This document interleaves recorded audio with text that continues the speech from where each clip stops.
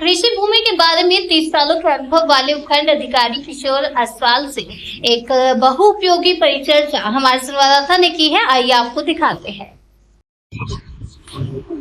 Sir, सबसे पहले तो आपको बहुत बहुत धन्यवाद, आपने हमें टाइम दिया। अब आप ये बताएं कि आपके 30 साल का कार्यकाल किस तरीके का रहा। नमस्कार। मैं 73 में आरटीएस में सिलेक्ट हुआ था और आरटीएस में सिलेक्ट होने के बाद में करीबन 18 महीने की ट्रेनिंग हमने संपन्न की एपीआरटी कॉम्प से। एपीआरटी कॉम्प और उसके अलावा और भी दूसरी सेक्टर की थी, जयपुर में हुई थी, जयपुर में हुई थी। उस प्रकार से वो टेस्टिंग ट्रेनिंग हुई थी। ये सारा करने के पश्चात फिर हमारा जो प्रतिस्थापन हुआ, वो प्रतिस्थापन के पश्चात हमारा सौभाग्य ये रहा था, मेरा हमारे बैच का, कि हमारा आरटीएस से आरएस वो तहसीलदार में बहुत जल्दी प्रमोशन हो गया। लगभग 6 महीने का प्रोबेशन जैसे हुआ तो मैं तहसीलदार वो मेरा तहसीलदार में पहला प्रतिस्थापन झालावाड़ रहा, झालरापाटन तहसील।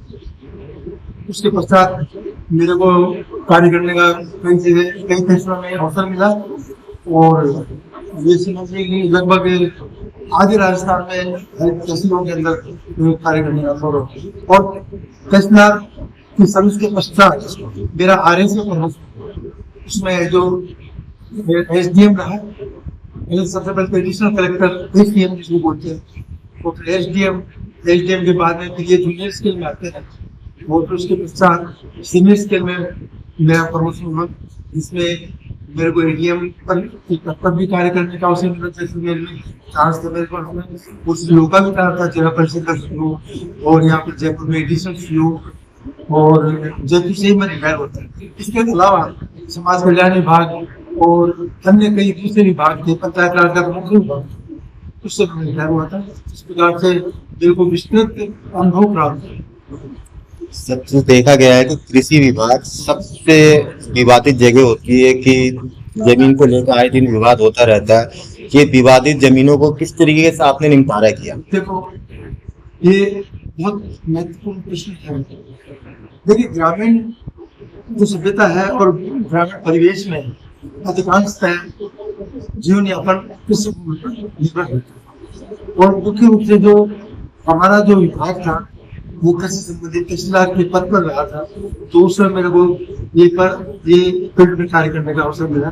तो मैं आपके माध्यम से श्रोतागण को ये कहना चाहता हूँ कि सबसे पहले हमें अपने खेत की जानकारी होनी चाहिए। ये नहीं, हालांकि है बात बहुत छोटी है, लेकिन सबसे पहले हमें खेत की जानकारी मिले कि हमारा खेत कहाँ पर है।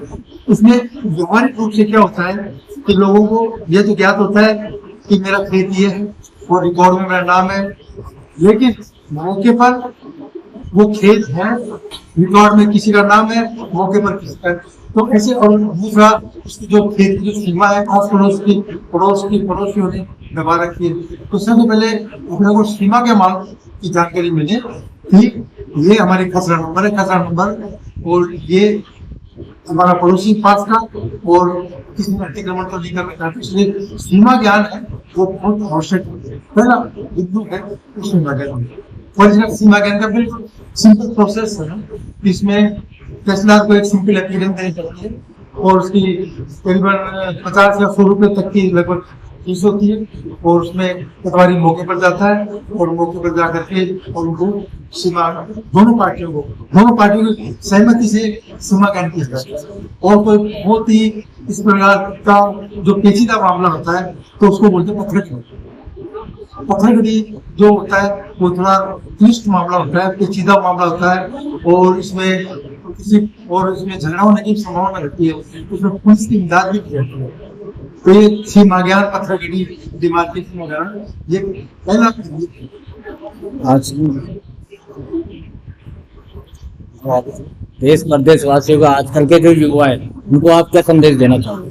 देखिए, युवा को ये, चूंकि अब आप बेसिकली अपनी कृषि के बारे में जानकारी करें, तो इनको जो युवा वर्ग है, इनको ये जानकारी होनी चाहिए कि ग्रामीण परिवेश में, ग्रामीण समुदाय में खेत की समस्या, खेतों की समस्या, कृषि की समस्या बहुत होती है, तो उसमें उन लोगों खुद को भी जो छोटे मोटे जो कानून जो है उनकी बेसिक जानकारी उनको होनी चाहिए।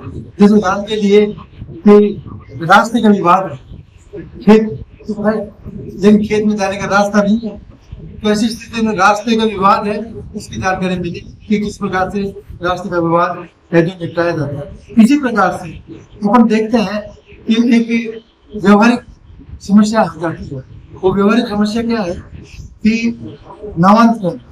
नामांतरण से तात्पर्य है कि जब नामांतरण दो प्रकार का होता है, एक तो होता है खुद नामांतरण, यानी जो व्यक्ति की मृत्यु हो जाती है तो मृत्यु हो जाने के बाद में उसमें वारिसान के नाम नामांतरण होता है।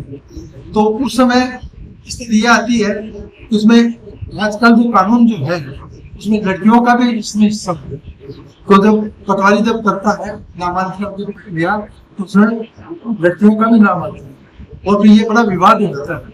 तो आप ये पूछ रहे हैं कि ये युवा पीढ़ी को क्या संदेश देना चाहते हैं, तो उसमें इस पॉइंट को पहले से क्लियर कर देना चाहिए कि कई लड़कियां ऐसी होती है, कहीं नहीं लड़कियां मतलब बहन है, एक बाप के संतान है, भाइयों का भी नाम आता है और बहनों का भी नाम आता है। तो उस वक्त बहनें यदि कहे कि हम हक नहीं देना चाहती तो वो उस वक्त है जो उनका नाम नहीं आएगा। लेकिन फिर इसमें एक शब्द है हत्याग, ये चीज हत्याग अर्थात लड़कियां जो बहनें हैं वो भाई के पक्ष में अपना हत्याग कर देती है और वो ये कहती है कि हम हमारी जो पैतृक संपत्ति है, पिताजी की संपत्ति है, उसमें कोई हिस्सा नहीं है। तो इस प्रकार से नामांतरण दो तीन प्रकार के होते हैं। एक तो ये होता है विरासत का, उसको बोलते हैं विरासत का नाम। दूसरा होता है रजिस्ट्री का, कि जमीन को बेचते हैं तो जमीन को बेचने के पश्चात वो डॉक्यूमेंट मिल जाता है, तो डॉक्यूमेंट मिलने के पश्चात पटवारी के पास में वो डॉक्यूमेंट आ जाता है, पटवारी उसको दर्ज करता है। तो यहाँ पर ग्राम पंचायत की भूमिका, ये भी इम्पोर्टेंट पॉइंट है। ग्राम पंचायत को जो उनके काफी अधिकार प्राप्त है, जिसमें कि नामांकन की तस्दीक करने की प्रक्रिया होती है वो ग्राम पंचायत से संबंधित है। और अगर ग्राम पंचायत उसकी एक टाइम लिमिट होती है कि अगर ग्राम पंचायत 30 दिन तक अगर वो नामांकन तस्दीक ठीक है तो वह नामांकन स्वतः ही तहसीलदार के पास आता है, तहसीलदार उसको तस्दीक करता है। आप अपना नाम और पद बताएं। मेरा नाम किशोर अस्वाल है। सर एक सवाल हो रहा है आपसे, यदि कोई अतिक्रमण कर लेता है जबरदस्ती कब्जा करके, इसका क्या कहना है? देखिए अतिक्रमण की एक गंभीर समस्या है। तो अतिक्रमण से तात्पर्य सरकार ने वैसे भी एक नियम चला रखा है सरकारी जमीन पे जो है अतिक्रमण कर रहा है उसको तोड़ने का, तोड़ने का, अभी वही चल रहा है।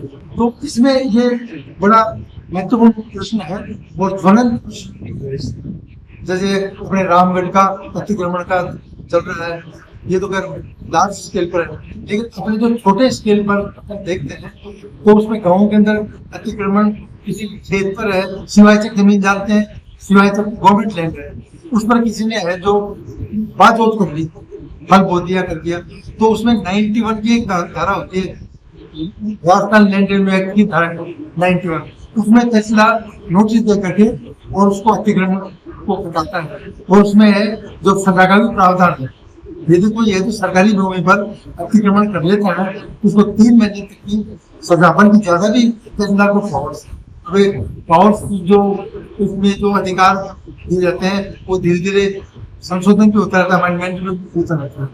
इस प्रकार से अतिक्रमण का भी एक बहुत ही महत्वपूर्ण मुद्दा है जिसकी जानकारी सब सर आपका नाम और विभिन्न कोड कौन कौन से, अभी विभिन्न कोड कौन कौन से? देखिए रेवेन्यू के अंदर सबसे पहले तो तहसीलदार का भी कोड, जुडिशियल कोड जैसे जुडिशियल में अपन जो नामांकन तस्दीक करते हैं ये भी एक जुडिशियल प्रक्रिया है, राष्ट्र का विवाद भी जुडिशियल प्रक्रिया है। तो तहसीलदार का होता है, तो तहसीलदार के बाद में असिस्टेंट कलेक्टर, जिसको अपन सामान्य भाषा में एसीएम के बाद में एसडीएम का कोड होता है और एडीएम का भी कोड होता है, कलेक्टर का भी होता है। इनकी सब तहसीलदार की अपनी जैसे नामांकन की एसडीओ के पास जाती है, एसडीओ की तहसीलदार के पास जाती है, वो कलेक्टर के पास जाती है। और फिर उसके बाद में आता RAA, राजस्व अभिलेखीकरण। राजस्व समिति अधिकारी के बाद में आता सबसे सर्वोच्च जो है वो है बोर्ड ऑफ राजस्व मंडल, जिसका मुख्यालय अजमेर है। और अब है जो कमिश्नर भी है, कमिश्नर को कुछ पावर्स इस तरीके से देते हैं, क्योंकि जो कमिश्नर की पोस्ट है जो पहले नहीं थी अभी आई है कमिश्नर की, वो भी कई तरह के न्यायिक मामले जो राजस्व के हैं वो सुनते हैं। जमाबंदी क्या होती है? देखो जमाबंदी कहते हैं रिकॉर्ड ऑफ राइट, इंग्लिश में बोलते हैं रिकॉर्ड ऑफ राइट। इसमें जिस खातेदार की व्यक्ति की व्यक्ति से मतलब जिस कृषक उसकी जितनी जमीन है किसी कहीं भी हो तो सारे खसारों पर उस जमाबंदी में उसको जमाबंदी कहते हैं, ये रिकॉर्ड ऑफ राइट। और इसके लिए आप ये कह रहे हैं कि युवा पीढ़ी को क्या करते हैं, युवा पीढ़ी को यही चाहिए कि जमाबंदी की जानकारी हर एक को रहे कि जमाबंदी की नकल भी है, जो आजकल पटवारी के पास जाने की आवश्यकता नहीं है। आजकल ई-मित्र है, उसमें आप है जो बहुत आसान तरीके से 10 रुपए दे करके और एक है जो प्रिंट वो नकल मान्य है। तो खसरा नंबर क्या होता है? खसरा नंबर, ठीक है, खसरा नंबर खेत है, खेत उसका जो होता है ना उसको बोलते हैं खसरा नंबर। जैसे खसरा नंबर 450 है, खसरा नंबर 322 है, तो जमाबंदी में सबसे पहले तो उसका कृषक का नाम आता है और वो गांव का नाम आता है, गांव का नाम आता है, वो उसका पटवारा लिखा आता है। जैसे उदाहरण के लिए गांव है मनोर, पटवारा लिखा है उदावाड़ा और भू अभिलेख निरीक्षक एक गिरदावर भी होता है। ये पद जो होते हैं उसमें तहसीलदार के ऊपर गिरदावर और गिरदावर के ऊपर नायब तहसीलदार होता है। तहसीलदार के लगभग बहुत समान है। रिकॉर्ड कैसे मेंटेन किया जाता है? रिकॉर्ड में क्या होता है कि ये अपनी जमाबंदी होती है हर 4 साल में एक बार, 4 साल का विवरण पूरा उसमें रिकॉर्ड। यदि कोई विवाद हो तो उसका निपटारा कैसे किया जाए? देखो विवाद का निपटारे के लिए क्या है कि अपने एक नागरिक अधिकार होते हैं। तो इसका बंटवारा किस तरीके से किया जाए? बंटवारा को देखो इंग्लिश में बोलते हैं डिवीजन ऑफ होल्डिंग, यानी एक कृषि भूमि है उसमें है जो बंटवारा आपस के अंदर कई भाई है। जैसे मान लीजिए उदाहरण के लिए एक जमीन है उसमें 3 भाई है, 3 भाई है 3 बहनें, तो बहनों का भी नाम आ जाता है, तो उनको है जो या तो आपस में बांट लेते हैं, उसको तो कहते हैं आपस सहमति। इससे होता है और एक आपस के अंदर विवाद हो और वो एक दूसरे से सहमत नहीं हो तो वो फिर बाद में वो बंटवारा होता है कोर्ट से, कोर्ट के द्वारा होता है।